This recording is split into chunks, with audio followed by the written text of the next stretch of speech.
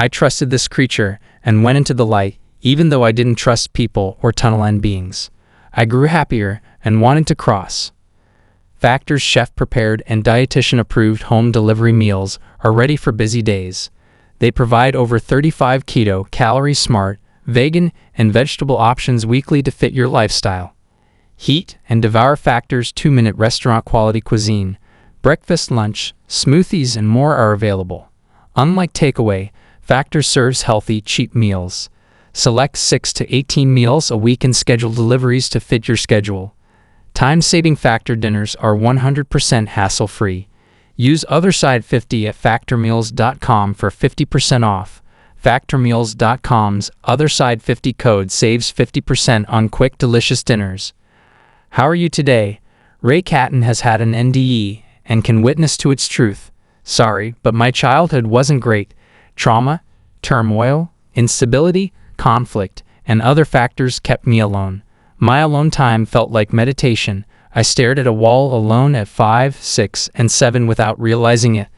To avoid home drama without cell phones or other entertainment, I hid in a closet, under the bed, in the basement, or in the backyard. Doing this for hours a day, numerous days a week, will erase man-made artifacts and leave the wall colorless.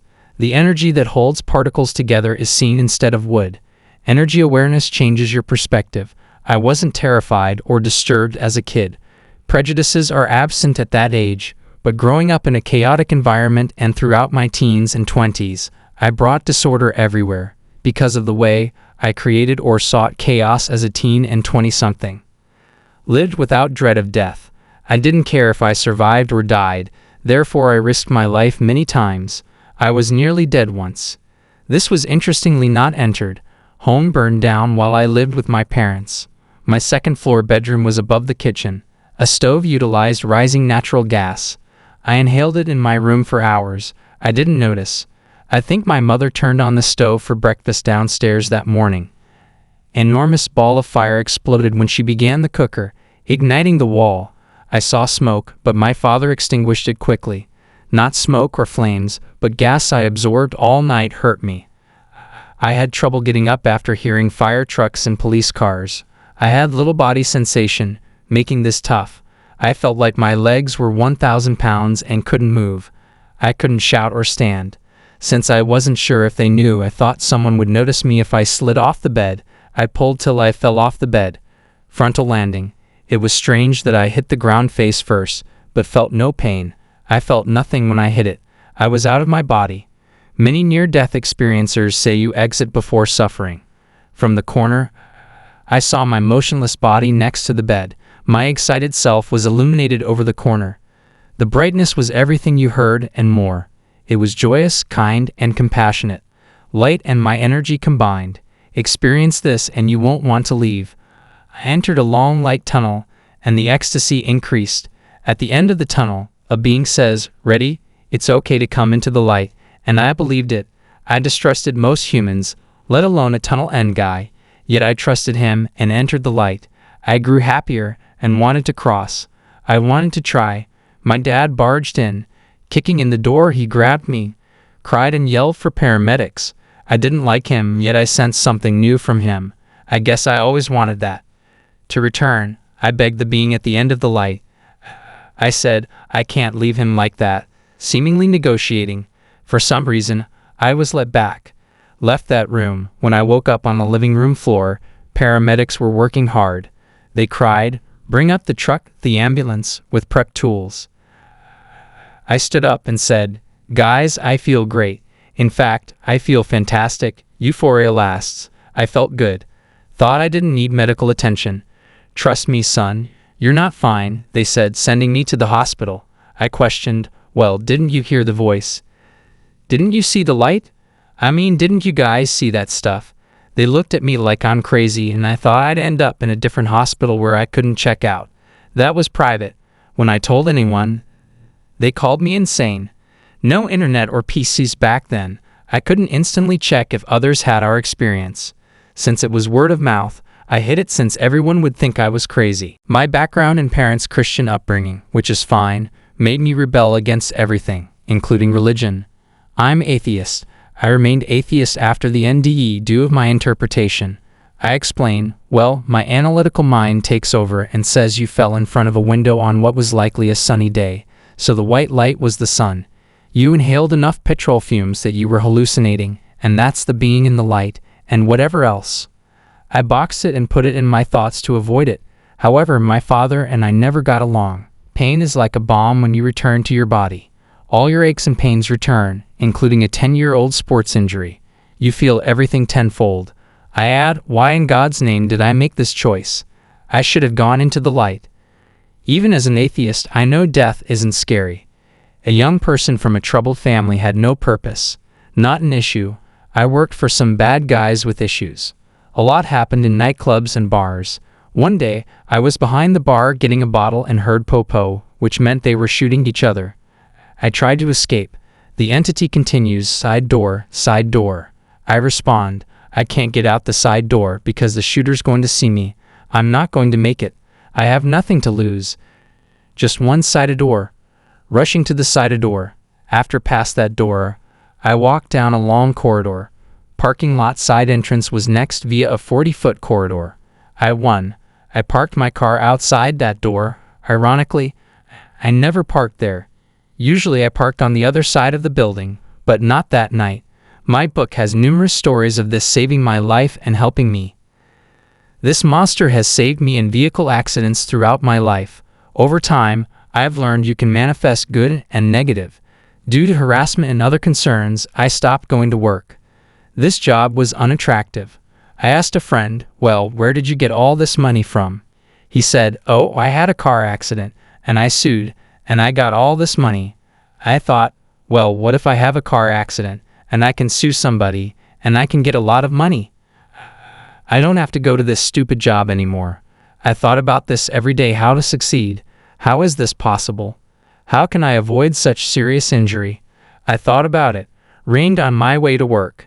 In the midst of a highway, the right lane car cut into mine without looking. He returned to his lane when I honked, not causing the accident. I had to drive up alongside him and tell him everything I thought about him. Every four-letter slur, because I was a stupid. Screaming at him. I didn't notice traffic stopped in front of me. I hit the back of the car in front at 55 miles per hour or more. I was hit by the car behind me. The creature said, get under the dash, get under the dash. Seat belts weren't required then. Laws were lacking. I concealed my head under my arms and raced. After the second automobile hit me, I was hit again in the left lane. I was hit again by another car. Finally, the car was halfway on the barrier, facing the wrong way. When I looked at the images, the policewoman said, is he with us? After trying to enter my side door, I could only move my finger to show them I was alive since I was too squeezed in the automobile. I endured intermittent consciousness. I have no idea why they saved me. I've crossed over and back as a young, careless person who doesn't dread death. My energy experience. Children may read energy when crossing and returning. I opened a portal to the other side so anyone could cross through. The energies were present but weaker. I didn't mind since I learned that if you don't help or interact with people because you don't know how, they'll abandon you, but they existed and floated around, and I saw it but didn't tell anyone for fear of being called crazy. After years, my marriage dissolves quickly, yet I raise my kids. Maybe I should date again and settle down when kids grow up. Personally, I did well. 2 of my kids attended college. Life was good, but I was alone. I used a dating site like others. These sites showcase local women to encourage membership. One of 4 local firms on the internet caught my eye. For years, I hadn't felt this. I thought, that is her, that is my wife, and understood we were soulmates. It was deeper than it looked. I poked fun at this in an email. Please answer my email so we can get married and blah blah blah. We married soon after and are still together. She's my soulmate. When we meet, things go crazy again. Before meeting her, I only saw energy as lines, pressure, or things moving around the room. When I meet her, the energy forms a human appearance. I see a man on a cinema screen saying, I effed up, my error. You can help her, I cannot. I don't know who he is or why he's there. I've never seen something like him and don't understand him. I initially dismiss it as my imagination. Since I'm sober, I can't blame that, unsure what it is. but he returns and says, I effed up, my error. You can help her, I cannot. I'm seeing this as an 8-second film loop in my mind. I understand insanity, so I'm thinking I'm insane. In the back of my mind, I always assumed that the things I've seen and done were crazy, not spiritual. This is catching up to me, and I must provide for my kids. I had a dinner because I would never be revived. I went into the light if there was one and took care of my children because I thought I was insane. I have to tell this woman I just met and fell in love with that I'm going crazy. She's a psychologist and neuroschistosomiasis specialist. She'll guide me, give me a doctor's name, write it down, and say, just never call me again. I told her you need help and I'm waiting for it. But she said, oh my God, that sounds like my dad. I said, your dad is dead. Now I think she's insane because she thinks I'm seeing dead people. I asked, what the hell is a medium? She's gone to them, and her dad comes through powerfully like me. That terrifies me more than the lunacy. She says, listen, relax. A prominent medium will be in our region. We'll both attend 2 appointments I make. You can go in there, tell her what you see and how you see it, talk about it, and get to the bottom of it. I said, okay, let's do it. What's to lose? When we visited the medium, she asked, how can I help? So I told her that I feel these vibrations, then I feel like there's a presence in the room, and then the movie screen in my mind opens up and I can see something on it. She said, stop. I think she laughed and said, have a seat, tell me what's going on. She replied, that's how I see it. I replied, you see corpses? She answered, yes, that's how we all perceive it. I answered, okay. I felt relieved but also pressured. What do I have? What do I do with it? How do I handle it because it's controlling me? She asked, what happened when you informed your wife about the experience? I remarked, it went away. She replied, yes, her dad wanted to give a message. He left once you delivered the message. Just convey the message. I thought, oh, now I understand. So she mentored me for my first year as a medium. I'm glad she did because that would have driven me insane. She told me her parents thought she was mad and put her in a mental facility when she was a medium. I realized we don't completely lose unpleasant emotions. I still feel rage and grief, but they pass quickly. I saw things differently and positively. Coming from where I came was great for me. I wake up to a great existence. Nothing is good or terrible, but thinking makes it so. Shakespeare's saying is amazing because it helps you decide how to feel about most topics. I believe today that we are all one and came from one creator, whether you call it the universe, God, or anything else. To hurt another is to hurt ourselves, this energetic entity we share. More people must learn this quickly or the world will go in a direction we don't want. I believe we're all part of that light.